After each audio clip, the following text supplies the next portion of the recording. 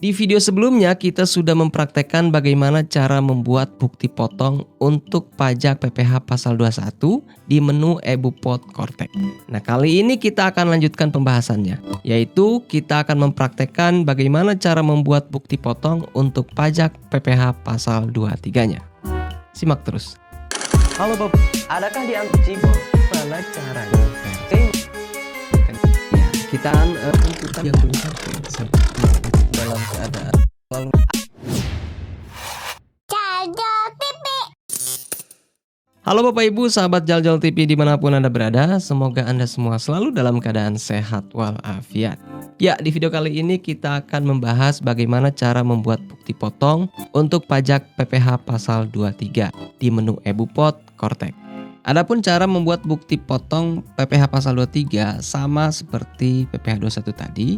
Silakan Bapak Ibu gunakan menu eBupot ini.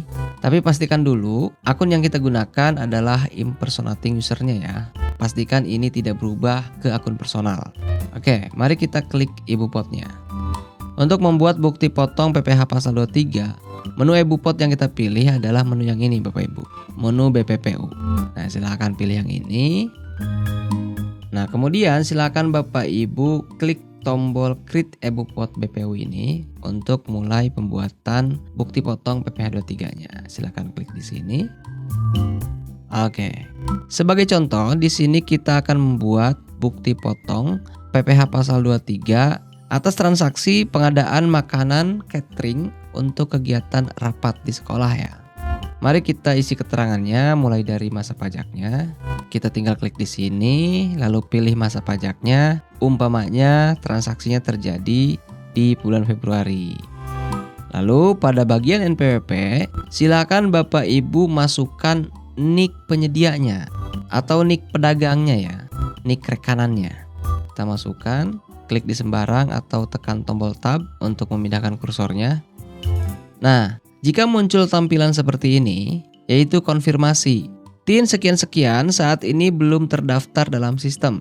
Sistem akan otomatis menggunakan TIN 999 sekian sebagai TIN penerima penghasilan pada bukti potong PPh. Apakah Anda setuju? Nah, jadi tampilan ini muncul ketika NIK yang kita masukkan tadi itu belum terdaftar di DJP online atau di Kortek. Nah, dalam ketentuannya itu tidak masalah Bapak Ibu ya. Tetapi konsekuensinya nanti bukti potong PPh 23 ini tidak masuk secara otomatis menjadi laporan potongan pajak kepada si penerima pembayaran jasa ini. Nah, itu saja resikonya. Bukan resiko ke kita sebagai pihak sekolahnya ya, tetapi ke dianya.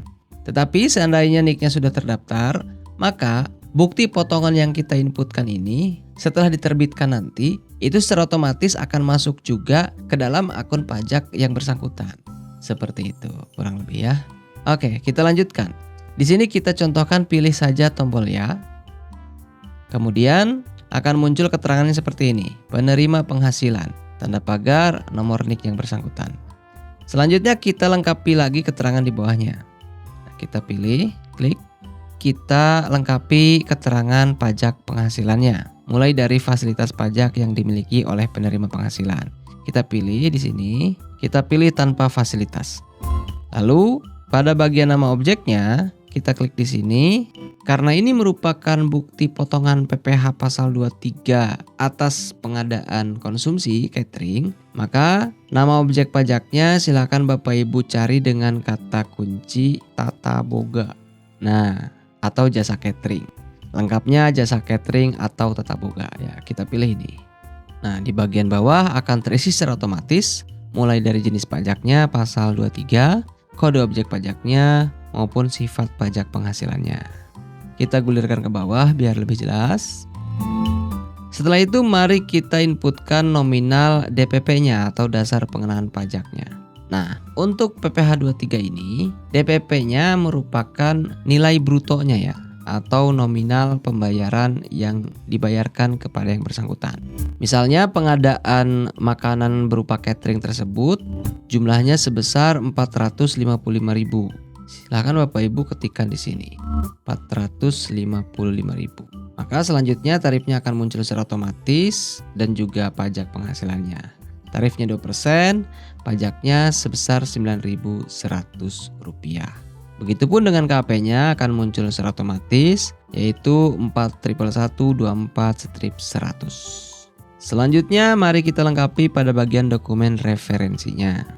Di bagian jenis dokumen kita klik di sini, kita pilih bukti pembayaran, lalu masukkan nomor BPU-nya ya. Sebagai contoh di sini saya masukkan BPU 35. Kemudian tanggal dokumennya. Misalnya transaksinya terjadi di bulan Februari pada tanggal 26. Kita pilih. Selanjutnya pada bagian payment method, kita pilih pilihan mekanisme uang persediaan. Lalu yang terakhir pada bagian nomor identitas subunit organisasi, kita klik lagi di sini dan kita pilih nama sekolah kita. Saya gulir dulu ke bawah biar lebih jelas. Di bawahnya akan ada 2 tombol submit dan save draft. Nah, jika Bapak Ibu sudah yakin dengan data-data yang kita isikan tadi, Bapak Ibu bisa langsung mengklik tombol submit. Kita klik ya. Nah, sukses. Nah, ini dia Bapak Ibu datanya. Jika Bapak Ibu ingin melihatnya, maka bisa klik pada ikon mata ini, atau Bapak Ibu ingin mengeditnya, atau Bapak Ibu langsung ingin menerbitkannya. Untuk menerbitkannya, silakan Bapak Ibu centang dulu, jangan lupa ya.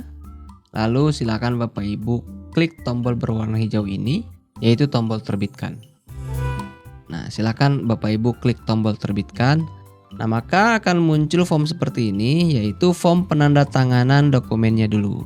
Nah, di sini data-datanya terdiri dari jenis penandatanganan, yaitu tanda tangan pembayar pajak, kemudian penyedia penandatanganan. Nah, ini biarkan pilihannya kode otorisasi DJP, lalu ada ID penandatanganan, ini juga sudah terisi otomatis ya. Dan yang terakhir kata sandi penandatanganan. Nah, pada bagian ini silakan Bapak Ibu ketikkan paspresnya ya, paspresnya. Nah, setelah Bapak Ibu masukkan, maka tombol di bawahnya akan aktif, yaitu tombol konfirmasi tanda tangan. Silakan Bapak Ibu klik tombol tersebut. Nah, sukses. Bukti potongnya sudah kita terbitkan. Tetapi kok masih ada di sini ya? Masih ada pada bagian belum terbit. Nah, silakan Bapak Ibu klik tombol refresh dan dia akan hilang. Kemana ini hilangnya? Dia bukan hilang sih, tapi pindah ke sini, ke menu telah terbit. Seharusnya dia ada di sini. Coba kita klik. Nah, kebetulan di sini sudah saya buat beberapa bukti potong juga ya. Maka dia akan menyatu ke sini. Di mana dia ya? Coba kita lihat. Nominalnya tadi berapa? 9.100 ya. Coba kita intip. Nah, ini 9.100. Berarti setiap bukti potong yang diterbitkan terbaru itu berada di paling atas. Setelah proses penerbitan sudah kita lakukan, maka dokumen bukti potongnya bisa Bapak Ibu download dengan cara mengklik ikon PDF di sini. Kita klik, akan terdownload secara otomatis. Nah, inilah dokumen bukti potong dari PPh pasal 23 atas pengadaan catering yang dilakukan oleh sekolah kita misalkan ya. Nah, ini. Setelah bukti-bukti potong tersebut kita terbitkan, maka di tahap selanjutnya kita tinggal melaporkan atau membuat SPT-nya.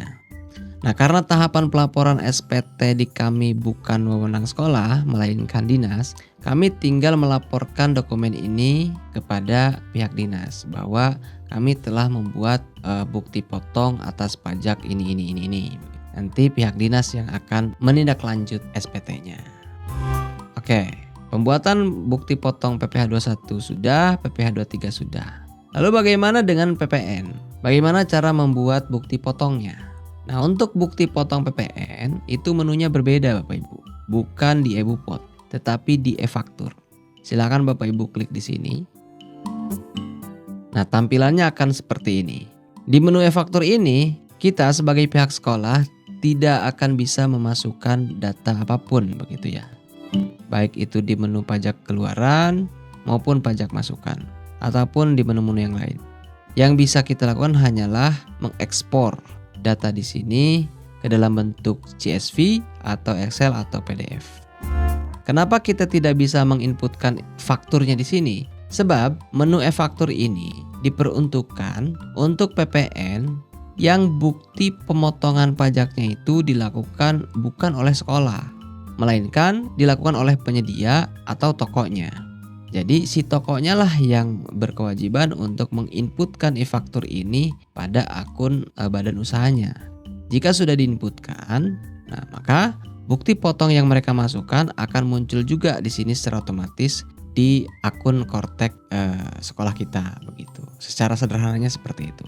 Lalu bagaimana jika si toko tersebut tidak membuat bukti pemotongan PPN-nya atau membuat fakturnya?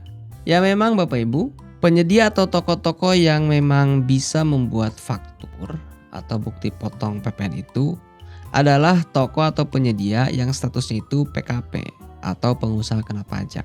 Dan pada realitanya atau kehidupan dunia nyatanya di lingkungan sekolah kita ini, jarang sekali toko atau penyedia yang statusnya PKP. Bahkan di lingkungan sekolah kami itu tidak ada gitu ya.